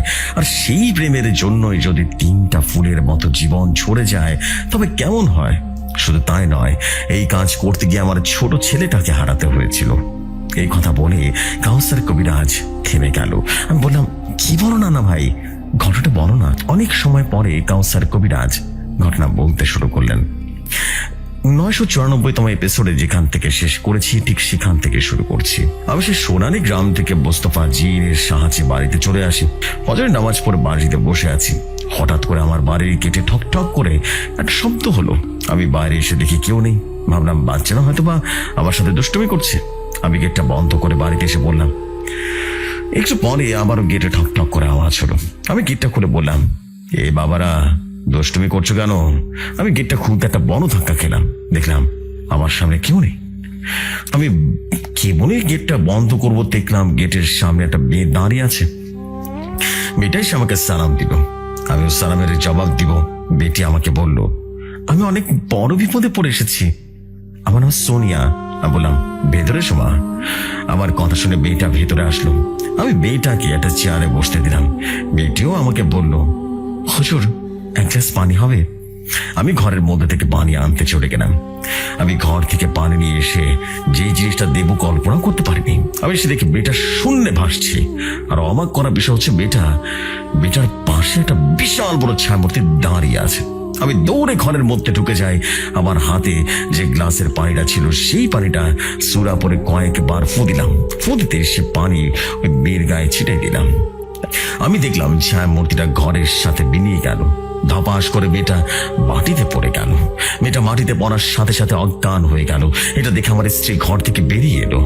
আমার স্ত্রী আর আমি দুজন মিলে মেয়েটাকে জ্ঞান ফেরানোর জন্য অনেক চেষ্টা করছিলাম। অনেকক্ষণ হয়ে গেল, কিন্তু মেয়েটির কোনো জ্ঞান ফিরছিল না। তাই মেয়েটি ছটফট করছিল। সে আতর ছিটানো পানি মেয়েটির শরীরে পড়তেই মেয়েটি জ্ঞান ফিরে এলো। আমি মেয়েটাকে জিজ্ঞেস করলাম, মা তোমার কি হয়েছে? মেয়েটি আমাকে বলল, হুজুর, লম্বা ছড়া সে মূর্তিটা আমাকে বাঁচতে দেবে না। আপনি আপনি পানি আনতে ঘরের মধ্যে ঢুকে গেলেন। হঠাৎ করে আমার ঘাড়ের উপরে কে যেন হাত রাখলো। আমি পেছন করে দেখলাম আমার পেছনটা বিশাল ছায়া মূর্তি দাঁড়িয়ে আছে। তারপর কি হয়েছে আমার কিচ্ছু মনে নেই। আমি আমার স্ত্রীকে এক গ্লাস পানি এনে মেয়েটাকে খেয়ে দিতে বললাম। আমার স্ত্রীও ঘর থেকে পানি নিয়ে মেয়েটার হাতে দিল। মেয়েটা রীতিমতো সমস্ত পানিটা ঢক ঢক করে গিয়ে ফেললো। তারপর মেয়েটি বলতে লাগলো, আমার নাম সোনিয়া, আমার বাবার নাম ফয়েজ আলী, আর আমার মায়ের নাম ইসমতারা। ছোটবেলা থেকে অনেক আদরের একমাত্র মেয়ে ছিলাম, কারণ আমার কোনো ভাই ছিল না। আমি একাই ছিলাম। আমার স্কুল বন্ধ ছিল। দুইটা মানুষের নাম বলবো, একজন নাম রাহুল, আরেকজনের নাম রিয়াদ।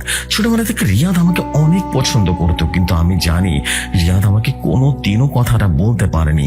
একটা সময় স্কুল জীবন পার হয়ে কলেজ জীবনে পা দিলাম। কলেজে এসে একটা নতুন ছেলের সাথে আমার বন্ধুত্ব হয়ে যায়। ছেলেটার নাকি বোন ছিল, একেবারে আমার মতো দেখা যায়। ছেলেটির বোন কোনো অবস্থার কারণে মারা গেছে। ছেলেটার নাম ছিল রাহাত। আমি ছেলেটার ভাইয়াকে বলে ডাকতাম, কারণ আমারও তো ভাইয়া ছিল না। এমন ভাবে রাহাত ভাইয়ের সাথে আমার অনেক ভালো একটা সম্পর্ক হয়ে যায়। রাহাত ভাই আমাদের বাড়িতে যেত। আমার বাবা এবং মা তাকে ছেলে বলেই ডাকতো। এর মধ্যে আমি মজা পেতাম, জানেন হুজুর, যে সময় আমি রাহাত ভাই একসাথে দাঁড়িয়ে গল্প করতাম, এটা দেখে রিয়াদ অনেক রেগে যেত। আমি রিয়াদের বিষয়ের সমস্ত ঘটনার রাহাত ভাইকে বললাম। রাহাত ভাই বলে উঠল, দেখো বোন, তোমরা যেটা ভালো মনে করো সেটাই হবে। ভালোই কাটছিল আমাদের দিনগুলো। তো একদিন হলো কি, আমি অনেক অসুস্থ ছিলাম, কলেজে যেতে পারিনি। আমি আমার একটা মেয়ে বান্ধবীকে দিয়ে খবরটা দিলাম আমি অনেক অসুস্থ। রাহাত ভাইয়াকে আমাদের বাড়িতে আসতে বলিস। আমার বান্ধবী বলল, আচ্ছা ঠিক আছে, আমি পড়বো না। কিন্তু সেদিন সন্ধ্যা পেরিয়ে রাত চলে এলো। রাহাত ভাইয়ের কোনো খবর পেলাম না। 3 দিন পরে আমি সুস্থ হয়ে উঠলাম। এর মধ্যে রাহাত ভাই আমার সাথে কোনো কথা বলেনি। আমি সুস্থ হলে আমি কলেজে গেলাম। কলেজে গিয়ে দেখি রাহাত ভাই কলেজে নেই। আমি ভালোভাবে খোঁজ নিলাম আর দেখলাম আমার কলেজের একটা মেয়েও নেই। আমাদের কলেজের সকলে জানতো রাহাত ভাই সে মেয়েটাকে অনেক ভালোবাসতো। শুধু আমি জানতাম না, সকলে ভেবে নিয়েছিল সেই মেয়েটিকে নিয়ে রাহাত ভাই পালিয়ে গেছে। আমার এই কথা শুনে অনেক রাগ হলো। রাহাত ভাই এভাবে চলে গেল, কিন্তু আমাকে একবারও বলেও গেল না। এমনই ভাবে একটা বছর কেটে গেল। একটা সময় রিয়াদও আমাকে প্রেমের প্রস্তাব দিল। আমিও অনেক খুশি হয়ে রিয়াদের প্রস্তাবে আমি অ্যাকসেপ্ট করলাম, কারণ আমিও অনেক আগে রিয়াদকে ভালোবাসি। এমনি ভাবে চলছিল আমাদের দিনগুলো। একদিন রাতে আমি ঘুমিয়ে আছি, হঠাৎ করে রিয়াদের ফোন এলো। ফোনের ওপাশ থেকে রিয়াদ মনে হয় অনেক ভয় পেয়ে বলতে লাগলো, সোনিয়া, সোনিয়া আমাকে বাঁচাও। রাহাত আমাকে বাঁচতে দেবে না। কি ভয়ঙ্কর! রাহাতের চেহারা পরে বোঝানোর মতো নয়। রাহাতের 2টা হাত কাটা, ওর সামনে ভাসমান অবস্থায় উড়ে উড়ে আসছে, আর তার মাথাটা আলাদা হয়ে গেছে। সে মাথার নিচ দিয়ে রক্ত টপ টপ করে মাটিতে পড়ছে, আর পা দুটো নেই, আমার সাথে ভেসে আছে। আমি তখন ফোনের ওপাশ থেকে বললাম, আরে তুমি মনে হয় স্বপ্ন দেখেছো। এরপর থেকে আমরা দুজন কেমন জানি হয়ে গেলাম। রিয়াদ কিছুটা বললে আমি সহ্য হতো না। আমি কিছু বললে রিয়াদও সহ্য করতে পারতো না। একটা পর্যায়ে আমি রিয়াদের সাথে কথা বলাই বাদ দিয়ে দিই। অনেক দিন পরে আমার ফোনে একটা ফোন এলো। ফোনটা করেছিল রাহুল। আমাকে বলে উঠলো, সোনিয়া তুই কই রে? আমি বললাম, কেন, বাড়িতে তো আছি। তখন সে বললো, তুই রিয়াদের বাড়িতে আয় তো। আমি বললাম, দেখ, তুই ওর সাথে আমার সামনে আর একবার কথা বলবি না। রাহুল তখন বলল, তুই রিয়াদের বাড়িতে গেলেই বুঝতে পারবে। আমি কিছু না বলে রিয়াদের বাড়িতে গেলাম। বাড়িতে ঢুকতে দেখি অনেক মানুষ। আমি কাউকে জিজ্ঞাসা না করে বাড়ির ভিতরে ঢুকে গেলাম। দেখলাম রিয়াদের মা বারান্দায় খুঁটি ধরে রীতিমতো কান্না করছে। আমাকে দেখে রিয়াদের মা এগিয়ে এসে বলল, মা, সবকিছু শেষ হয়ে গেছে। আমি বললাম, কি হয়েছে? আপনি কান্না করছেন কেন? আমি দেখলাম সামনে দাঁড়িয়ে দাঁড়িয়ে ফুপিয়ে ফুপিয়ে কাঁদছে রিয়াদের বাবা, আর রাহুল রিয়াদের বাবাকে সান্ত্বনা দিচ্ছে। রিয়াদের মা আমাকে হাত ধরে ঘরের মধ্যে নিয়ে গেল। আমি ঘরের ভেতরে ঢুকে দেখলাম আমার সামনে একটা লাশ রাখা, লাশটার উপরে সাদা কাপড় দেওয়া ছিল। আমি রিয়াদের মাকে বললাম, আন্টি এটা কার লাশ? রিয়াদের মা লাশের কাপড় সরালো। আমি বিশ্বাস করতে পারছিলাম না, এটা আর কেউ নয়, আমার ভালোবাসার মানুষ রিয়াদ। কি ভয়ঙ্কর লাগছে তাকে দেখতে। তার দুটো হাত কে যেন ছিঁড়ে ফেলেছে। রিয়াদের লাশের কোনো মাথা নেই, তার মাথা আলাদা। লাশের পাশে রাখা দুটো পাকে কে যেন টেনে টেনে ছিঁড়ে ফেলেছে। কি বিভৎস অবস্থা, যা বলে বোঝানোর মতো নয়। তার পেটের মধ্যে থাকা নারীটা কে যেন টেনে টেনে ছিঁড়ে ফেলেছে, চারদিকে রক্ত লাল হয়ে ভিজে গেছে। আমি এই দৃশ্যটা দেখে অজ্ঞান হয়ে যাই। আমার যখন জ্ঞান ফিরে আমি দেখি আমি আমার বাড়িতে শুয়ে আছি। আমি মাকে জিজ্ঞেস করলাম, আমি এখানে কেন? আমার মা বলল, রিয়াদের বাড়ি থেকে কয়েকজন লোক এসে তোকে এখানে রেখে গেছে। এই ঘটনার পর 3 দিন আমি শুকিয়ে যেতে লাগলাম। আমি কিছুই বলতে পারতাম না, কিছু খেতে পারতাম না। আমার শুধু রিয়াদের কথা মনে পড়তো। মাঝে মাঝে স্বপ্ন দেখতাম আমার চোখের সামনে রিয়াদের সেই ভয়ঙ্কর চেহারা নিয়ে সে বলতো, খুব তাড়াতাড়ি তুমি আমার কাছে চলে আসবে। আমি আমার মাকে স্বপ্নের কথা বলি। আমার মা বলল, 5 ওয়াক্ত নামাজ পড়ো, সব ঠিক হয়ে যাবে। আমি 5 ওয়াক্ত নামাজ পড়া শুরু করলাম। রিয়াদ মারা যাওয়ার 6 মাস পরে ফজরের আজান দেওয়ার সময় আমি উঠে ওযু করে নিই। আমি নামাজ পড়ে যায় নামাজের উপরে বসে আছি। হঠাৎ করে আমার পাশের মসজিদে এলাম। রাহুল আর দুনিয়াতে নেই।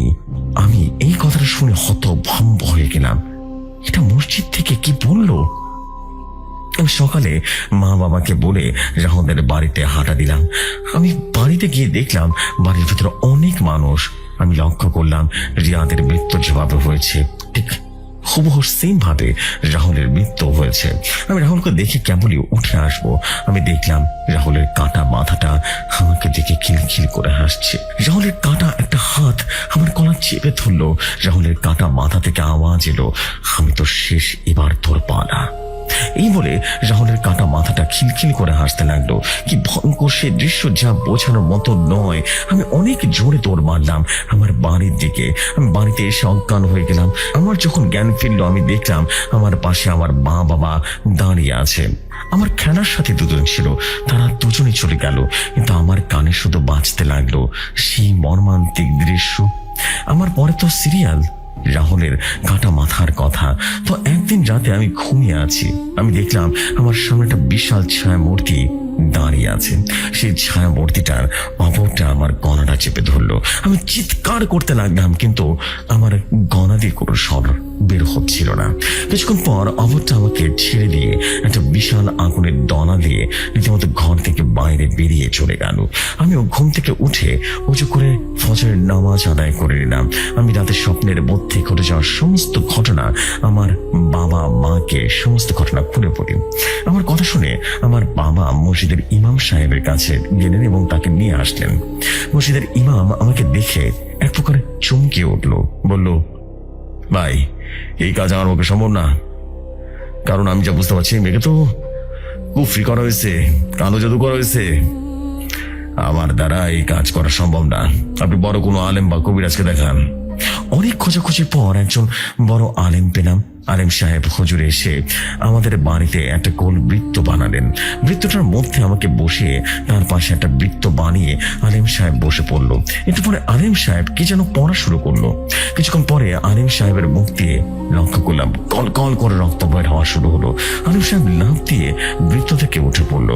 শুধু উঠলোই না, বৃত্ত থেকে একটা অনেক জোরে জোরে দৌড় মারলো। কিছুক্ষণ পরে আমাদের বাড়িতে কেমন যেন একটু গর্জন হতে লাগলো। আমরা কি করব কিছুই বুঝে উঠতে পারছিলাম না। অনেক কষ্টে আমাদের দিন কাটছিল। একদিন রাতে ঘুমিয়ে আছি, ঘুমের মধ্যে একটা স্বপ্ন দেখলাম। স্বপ্নটা ছিল এমন যে অমাবস্যার রাতে আঁধারে জঙ্গলের মাঝে আমি দাঁড়িয়ে আছি। আমি দেখলাম আমার সামনে একটা আলোক রশ্মি এসে পড়লো। একটু পরেই সে আলোর মধ্য থেকে একটা চাঁদের মতো ফুটফুটে সুদর্শন যুবক বেরিয়ে এলো। কি সুন্দর তার চেহারা, যা বলে বোঝানোর মতো নয় হুজুর। আমি দেখলাম চারদিকে আধারটা কেটে গিয়ে পূর্ণিমার রাতের চাঁদ যেমন আলো দেয়, ঠিক সেরকম চারদিকে ভরে গেল। একটু পরে সে সুদর্শন যুবকটি এসে আমাকে বলল, এখান থেকে কয়েক গ্রাম পরে একটা কবিরাজ আছে, তার নাম কাউসার কবিরাজ। তুমি তার কাছে যাও, আল্লাহ চাইলে তুমি সমাধান পেয়ে যাবে ইনশাল্লাহ। এই বলে সুদর্শন যুবকটি চলে গেল। আমিও সেই যুবকটির ঠিকানা মতো রওনা দিলাম। আমি বললাম, আমার বন্ধু আব্দুর রহমান জিন তোমাকে আমার ঠিকানা দিয়েছেন, কিন্তু কেন? আমি এক বোতল পানি আর মুস্তফা জিনের আতরের সাথে বিষ সে বেটির হাতে দিলাম। বেটিকে বললাম, মা, আজ তুমি বাড়িতে চলে যাও। ঘুমানোর আগে বোতল থেকে পানিটা তোমার হাতে নিয়ে তোমার বিছানার চারিদিকে ছিটিয়ে দিবে। দেখবে আল্লাহর রহমত আর কোনো সমস্যা হবে না। আর আল্লাহ তাআলা তোমাকে যদি বাঁচিয়ে রাখে তাহলে অবশ্যই আমি কালকে তোমাদের বাড়িতে যাব। আমি এই কথা বলে আমার কথা শুনে মেয়েটা বাড়িতে চলে যায়। আমি সারাটা দিন ভাবতে থাকি, আমি তো কিছুই বুঝতে পারলাম না। একটা সময় দিন ফুরিয়ে রাত নেমে এলো। আমি ঈশার নামাজ পড়ে রাতে খাবার খেয়ে ঘুমিয়ে পড়ি। বৌদ্ধ রাতে একটা স্বপ্ন দেখলাম। আমি একটা গ্রামের মেঠো পথ ধরে হেঁটে চলছি। চারিদিকে নিস্তব্ধতা, শুধু কানের কাছে বাঁধছে ঝিঝি পোকার ডাক, মাঝে মাঝে ডেকে উঠছে কোকিল পাখি। আর আমি দেখলাম একটা ছেলে অনেক খুশিতে হেঁটে চলছে এই পথ ধরে। খানিকক্ষণ এগোতে আমি দেখলাম আরেকটা ছেলে আসলো। পরে আসা ছেলেটা আসার রীতিমতো দেখে ছেলের গলায় হাত দিয়ে দুজন একসাথে হাঁটতে লাগলো। আর একটু এগিয়ে যেতেই আমি দেখলাম নির্জন জঙ্গল। সেখানে আগে আসা ছেলেটা বসে আছে এবং প্রকৃতির ডাকে সাড়া দিতে লাগলো। আমি দেখলাম পেছন থেকে একটা ছেলে অনেক জোরে দৌড়ে আসলো। তার হাতে একটা চাপাতি ছিল, আর সেই চাপাতিটা আগে আসা ছেলেটার গলায় একটা কোপ বসিয়ে দিল। একটু পরে দুজন মিলে সে আগে আসা ছেলেটা টানতে টানতে জঙ্গলের মধ্যে নিয়ে গেল। আমি পেছন থেকে ডাকতে লাগলাম, এই বাবা এসব করো না, কিন্তু আমার কোনো কথায় সে শুনলো না।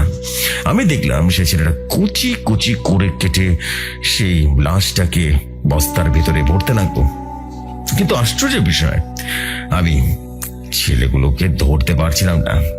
আমি চুপচাপ শুধু অথমের মতো দাঁড়িয়ে দাঁড়িয়ে দেখছিলাম আর কান্না করছে। আমি দেখলাম একটু পরে কোদাল দিয়ে সে জঙ্গলের মধ্য থেকে খোঁড়া শুরু হলো এবং লাশটিকে গর্তের মধ্যে ফেলে উপর দিয়ে চাপা দেওয়া হলো। আমি দেখলাম তার পাশে একটা বিশাল বট গাছ ছিল।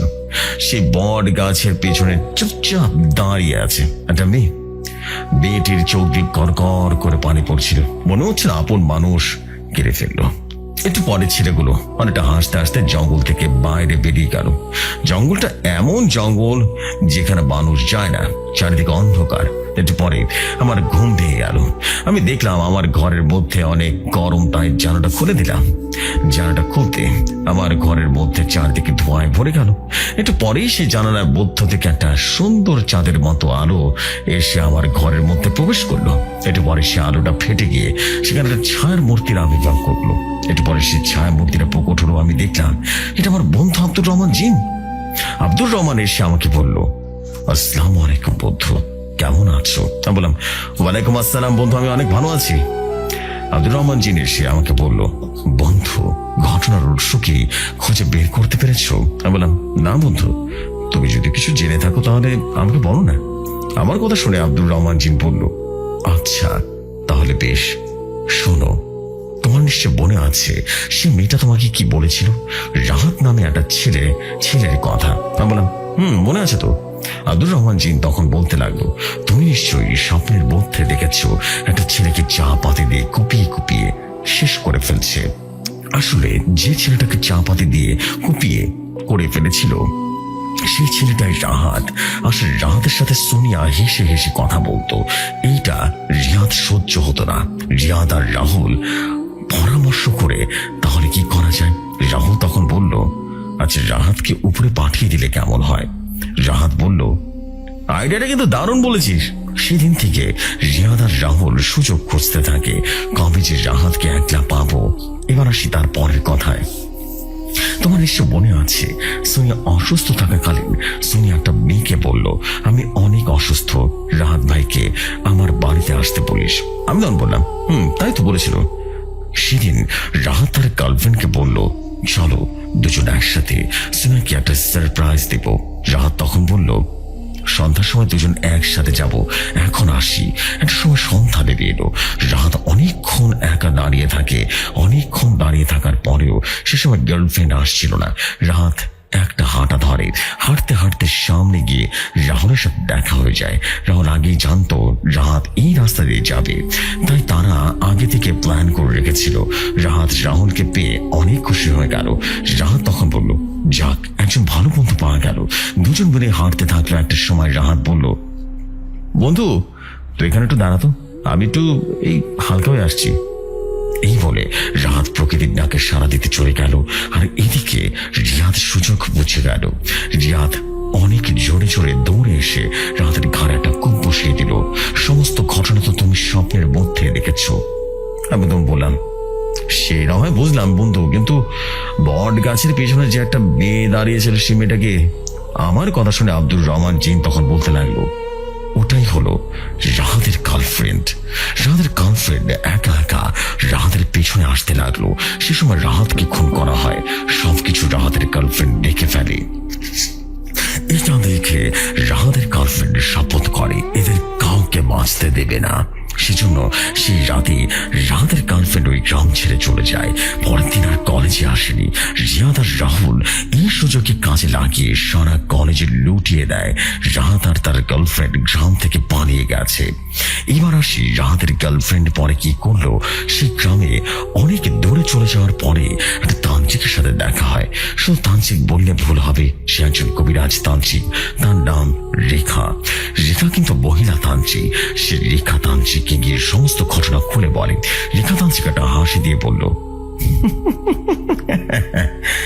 আমি তোর কাজ করে দেব, কিন্তু আমি যা চাই তোকে তাই দিতে হবে। রাহাতের গার্লফ্রেন্ড তখন বলল, আপনি যা চান আমি রাজি আছি।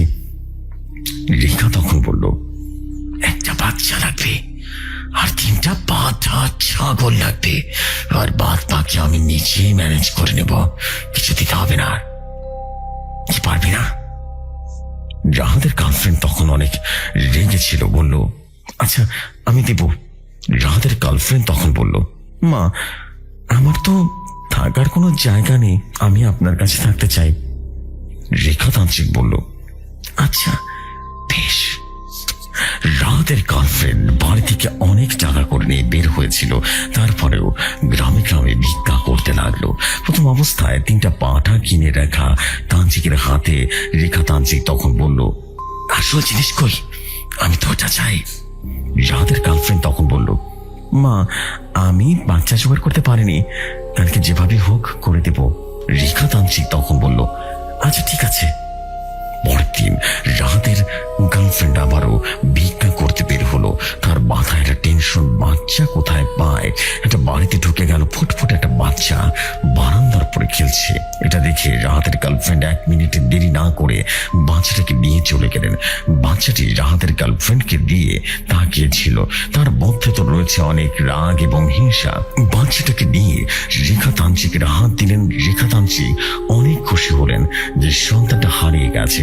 সেই সন্তান তার মা অনেক খুঁজে খুঁজে তার সন্তানকে খুঁজে পায়নি। সেই রাতে 3টা পাঁঠা আর সেই 3টা শিশু বাচ্চাকে রেখা তান্ত্রিক বলি দিয়ে দেয় একটা শয়তান জিনকে খুশি করার জন্য। 4টা মানুষ বলি 3টা পাঁঠা বলির মাধ্যমে সেই শয়তান জিনকে চুক্তি করার মাধ্যম নিয়ে আসে। সারা জীবন তার সাথে নিয়ে থাকবে আর রাহাতের খুনের বদলা নেওয়ার জন্য। প্রথম অবস্থায় রেখা তান্ত্রিক সেই ছেলে দুটোকে আর ওই মেয়েটার উপরে কালো জাদু করে। পরে ওই জিন প্রথম অবস্থায় রাহাতের ভয়ঙ্কর রূপ দেখিয়ে ভয় না খায়। পরে রাহাত যেভাবে খুন করা হয়েছে ওই জিন সেভাবে মারত। দুজনকে খুন করার শেষে এবার শুধু বাকি সোনিয়া। আমি যেন হতভাগ হয়ে গেলাম। আব্দুর রহমান জিনের কথাগুলো শুনে সবকিছু বুঝতে পারছিলাম। শুধু ভাবছিলাম মানুষ এমনও হয়। আব্দুর রহমান জিন তখন বলল, বন্ধু, মানুষ যে সময় ইমোশনাল অবস্থায় থাকে সেই সময় তারা সব করতে পারে। আমি বললাম, বন্ধু তাহলে এখন কি করা যায়? আব্দুর রহমান জিন তখন বলল, বন্ধু তুমি কালকে সোনিয়াদের বাড়িতে যাবে। সোনিয়াদের বাড়িতে গিয়ে সোনিয়ার উপরে রোকা করবে, কারণ সেই জিনটি সোনিয়ার মধ্যে আছে। বাদ বাকি কথা তুমি মোস্তফা জিনের কাছ থেকে শুনে নিও। এই কথা বলে আব্দুর রহমান জিন আমার কাছ থেকে বিদায় নিয়ে চলে গেল। একটু পরে আমাদের মসজিদের আজানের ধ্বনি ভেসে এলো। আমিও ঘুম থেকে উঠে ফজরের নামাজ আদায় করে নিলাম। একটু পরে আমি কয়েকবার দরুদ শরীফ পাঠ করতে লাগলাম। দরুদ শরীফ পাঠ করা শেষে আমি আর আমার বন্ধু মোস্তফা জিনের শেখানো সেই আয়াতটা পাঠ করতে লাগলাম। একটু পরে শরীরটা কেমন জানি হয়ে উঠলো। আমি যে জায়গাটা বসেছিলাম সেই জায়গাটা সুগন্ধিতে ভরে গেল। আমি দেখলাম আমার সামনে একটা ছায়া মূর্তি আবির্ভাব ঘটলো। একটু পরে ছায়াটা কেটে গিয়ে একটা মানুষের রূপ নিল।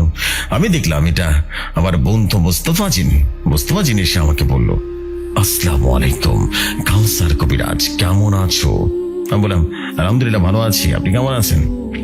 বন্ধু, আব্দুর রহমান জীবন বলেছে আমি ঠিক তেমনই কাজ করতে হবে, আর সময় হলে আমাকে ডাক দেবে, আর এখন বাইরে থেকে তোমার শরীরটা বন্ধ করে নেবে। আমি বললাম, ঠিক আছে বন্ধু। একটু পরে মুস্তফা জিন আমার কাছ থেকে বিদায় নিয়ে চলে গেল। আমিও বাড়ি থেকে দোয়া কালাম পরে বাইরে বের হলাম সোনিয়াদের বাড়ির উদ্দেশ্যে। একটু পরে আমি শুনতে পাই আমার আশেপাশে কোনো লোক নেই। আমার কানের কাছে এসে কে যেন ফিসফিস করে বলছে, যেখান থেকে এসেছিস সেখানে ফিরে যা, তাহলে কিন্তু এই বাড়ি থেকে বেঁচে ফিরতে পারবি না। আমি বুঝলাম শয়তান জিন আমার সাথে বায়ার খেলা খেলছে। আমি তাড়াতাড়ি করে আমার শরীরটা বন্ধ করে নিলাম। একটু পরে সোনিয়াদের বাড়িতে চলেও গেলাম। আমাকে দেখে সোনিয়া এবং তার বাবা মা অনেক খুশি হলো। আমি সোনিয়ার বাবা মাকে একটা রুমে নিয়ে গেলাম এবং রুমে নিয়ে আব্দুর রহমান জিন যেভাবে বলেছে সব সোনিয়ার বাবা মাকে বুঝিয়ে ঘরটা একটু কোরআনের আয়াত দিয়ে বন্ধ করে দিলাম। এবার আমি বারান্দায় গিয়ে দুটো বৃত্ত বানালাম। একটাতে সোনিয়াকে বসলাম, অপরটাতে আমি বসলাম। এটা পরে আমিও সোনিয়ার উপরে রুকিয়া করা শুরু করলাম এবং সোনিয়ার চোখ দুটো কেমন যেন লাল হয়ে আসতে লাগলো। আস্তে আস্তে জায়গাটা ভারী হয়ে আসতে লাগলো। চারদিকে শো শো বাতাস হতে লাগলো। মুহূর্তের মধ্যে বাতাসটাও থেমে গিয়ে তীব্র গরম হয়ে গেল। এত গরম আমার সহ্য হচ্ছিল না। একটু পরে সোনিয়ার বৌদ্ধ থেকে একটা কর্কশ কণ্ঠে ক্যাচেট বলে উঠলো, কেড়ে ঝড়ের বাচ্চা কবিরাজ, তুই আমাকে ডেকেছিস কেন? মৃত্যুকে তুই কি ভয় পাস না? আমি জিনটাকে বললাম, জন্ম মৃত্যু আল্লাহর হাতে। জিনটি তখন বলল, আল্লাহ, আমি তোর আল্লাহকে চিনি না, আমার কোন প্রভু নেই, আমি নিজেই প্রভু। আমি জিনটাকে বললাম, তোর তো অনেক অহংকার দেখছি, তুই দুইটা জীবন নিয়েছিস, এ মেয়ে কোনো দোষ করেনি, তুই এই মেয়েটাকে ছেড়ে চলে যা। আমি শুনতে পেলাম আমার মাথার মধ্য থেকে কে যেন বলছে, বন্ধু আমি চলে এসেছি, তুমি ভয় পাবে না, তুমি যেরকম বলছো সেরকম চালিয়ে যাও। আমি বুঝতে পারলাম এটা আমার বন্ধু আব্দুর রহমান জিন। তো যাই হোক, আমার কথা শুনে সে জিনটি বলতে লাগলো, কবিরাজ, আমার তোর সাথে বকবক করার সময় নেই, তুই ভালো চাস তো এই বাড়ি থেকে চলে যা। আমি বললাম, কেন? তুই আমাকে ভয় পাচ্ছিস কেন? জিনটি বিদখোটাটা হাসি দিয়ে বলল, ভয়? আমি কোনো ভয় পাই না কবিরাজ। আচ্ছা, আমি তোকে একটা সুযোগ দিচ্ছি, আমি মেয়েটাকে ছেড়ে চলে যাব। আগে তুই আমাকে প্রভু মান, তাহলে আমি চলে যাব। আমি জিনটাকে বললাম, প্রয়োজনে শহীদ হয়ে যাবো, তবু আল্লাহ ছাড়া আমি কাউকে প্রভু মানবো না। একটু পরে সে সোনিয়ার মধ্যে থাকা সে জিন আমাকে বলল, আচ্ছা বেশ ভালোই, তাহলে তুই মৃত্যুর জন্য প্রস্তুতি নে। আমার মাথার ভেতর থেকে আব্দুর রহমান জিন তখন বলল, আমি তো এটাই চেয়েছিলাম, এখন দেখ কি হয়। জিনটি রীতিমতো বেটার শরীরের বৌদ্ধ থেকে প্রবেশ করতে পারবে না। আব্দুর রহমান জিন তখন বলল, বন্ধুর সময় হয়ে এসেছে, এখন তাকে তুমি ডাক দাও। আমি দেখলাম সেই জিনটা আমার দিকে তেড়ে আসতে লাগলো, কিন্তু মুহূর্তে বৃত্তের ভিতরে ঢুকতে পারছি না। কয়েকবার দরুদ শরীফ পাঠ করলাম, তারপর মোস্তফা জিনের শিখানো সেই আয়াতটা পাঠ করতে লাগলাম। একটু পরে জায়গাটা কেমন যেন হয়ে গেল। সে তীব্র গরম ঢাকাটা মুহূর্তের ভিতরে সেই জায়গাটা শীতের মতো ঠান্ডা হয়ে গেল। তীব্র ঠান্ডা, আমার অনেক কষ্ট হচ্ছিল ঠান্ডার মধ্যে। আমাকে জিনটি বলতে লাগলো, কবিরাজ তুই কাকে ডাকলি না, এবার এমনটা কেন হচ্ছে? আমি দেখলাম একটু পরে আকাশ থেকে বিদ্যুৎ এসে বাটিতে আছড়ে পড়লো। পড়ার সাথে সাথে বাটিটা দুভাগ হয়ে গেল। আমি দেখলাম আমার সামনে একটা পাহাড়ের মতো উঁচা শরীর দাও দাও করে জল জল করছিল। তার মাথায় দুটো বিশাল বড় বড় শিং, আর তার হাত দুটো রীতিমতো আগুনের ডানা ছিল। মোস্তফা জিনকে দেখে সে থর থর করে কাঁপতে লাগলো আর বলল, প্রভু আপনি এখানে, আমি আগে জানিয়ে আসতাম না। মোস্তফা জিন তখন বলল, আমি কার প্রভু নই, আমাকে কেউ একজন সৃষ্টি করেছে, এই কথা বলে মোস্তফা জিন তার হাত দিয়ে জিনের কড়াটা চেপে ধরলো। সঙ্গে সঙ্গে জিনটি পুরো ছাড় খাড় হয়ে গেল। এই দৃশ্য দেখে আমি হতভম্ব হয়ে গেলাম। এটা মোস্তফা জিন কি করলো? এত শক্তিশালী একটা জিন মুহূর্তের মধ্যে শেষ। একটু পরে মোস্তফা জিন একটা মানবিক রূপে এলো, এসে আমাকে বলল, বন্ধু কাউসার, তুমি এই মেয়েটাকে জ্ঞান ফিরিয়ে তাড়াতাড়ি তোমার বাড়িতে চলো। আমি মোস্তফা জিনকে বললাম, কেন, আমার বাড়িতে কি হয়েছে? মোস্তফা জিন আমাকে বলল, কাউসার, আমি পরে বলছি। এই বলে মোস্তফা জিন আমার হাতে একটা বোতল দিল। বোতলটা হাতে দিয়ে বলল, এই পানিটা ওই মেয়েটার শরীরে ছিটিয়ে দাও, সে সুস্থ হয়ে যাবে। আমি তাই করলাম। একটু পরে দেখলাম মেয়েটার জ্ঞান ফিরে আসলো। আমি মেয়েটার বাবা মাকে বুঝিয়ে দিয়ে আমি বাড়িতে ফিরে আসলাম। মেয়েটির বাবা মা আমাকে অনেক ধন্যবাদ জানলো। আমি মোস্তফা জিনকে বললাম, বন্ধু, আমার বাড়িতে কি হয়েছে? মোস্তফা জিন গম্ভীর কণ্ঠে বলতে লাগলো, তোমার ছোট ছেলে আর বেঁচে নেই। আমি কথা শুনে সেই জায়গায় দাঁড়িয়ে যাই। কি বললো মোস্তফা জিন? এটা আমাকে কি বললো? আমি আমার নিজের কানকে বিশ্বাস করতে পারছিলাম না সেই সময়। মোস্তফা জিন আমাকে বাড়িতে নিয়ে গেল। আব্দুর রহমান জিনও ছিল। আমি আমার বাড়িতে গিয়ে দেখি আমার বাড়িতে মানুষের ভিড় জমে গেছে। আমার স্ত্রী আমার ছোট ছেলেকে ধরে কান্না করছে।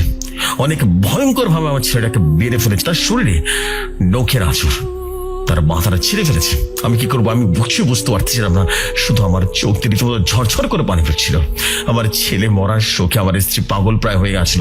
আমি আমার ছোট ছেলেকে জানাজা দিয়ে কবর দিয়ে বাড়িতে চলে আসি। 3 দিন চোখে কোনো ঘুম ছিল না। 4 দিন রাতে আমি ঘুমিয়ে পড়ি। ঘুমের মধ্যে আমি একটা মহিলাকে দেখতে পাই। মহিলাটির পরনে ছিল কালো শাড়ি।